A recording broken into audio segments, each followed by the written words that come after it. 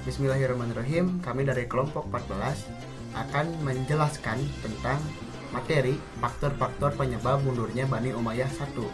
Sebelum menuju ke materi, saya dan rekan saya akan memperkenalkan diri dulu. Nama saya Reksa Pradipa. Nama saya Kasakira Hamilatif. Dan langsung saja kita ke materi yang pertama. Faktor internal penyebab mundurnya Bani Umayyah I antara lain sistem monarki yang dipakai oleh pemerintahan Bani Umayyah dalam proses peralihan kepemimpinan memberikan pengaruh paling besar terhadap faktor lemah dan hancurnya Bani Umayyah I adalah putra mahkota yang diangkat menjadi khalifah mengganti khalifah sebelumnya yang masih kecil dan kurang profesional.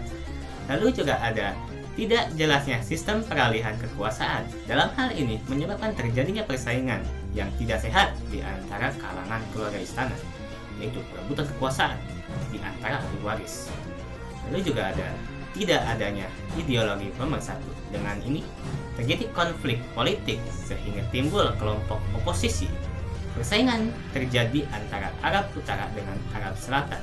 Di samping itu pula timbulnya kerajaan kecil yang mengakibatkan terjadi pemberontakan di mana-mana dan pengacauan politik.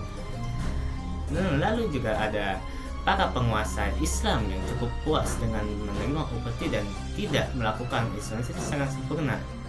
Yang tidak hanya itu dilakukan pemerintahan tersebut, akan tetapi ketika melakukan Islamisasi membiarkan mereka mempertahankan hukum dan adat kebiasaan orang Nasrani. Dan yang terakhir, perilaku khalifah atau gubernur jauh dari aturan Islam. Kekayaan Bani Umayyah disalahgunakan oleh khalifah ataupun gubernur untuk hidup berfoya-foya dan bersukaria.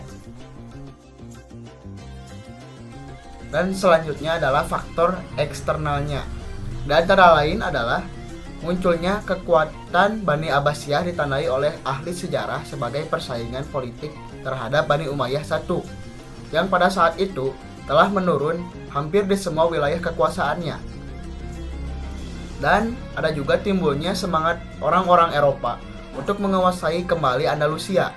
Hal ini merupakan keinginan bangsa Eropa yang sudah lama terpendam.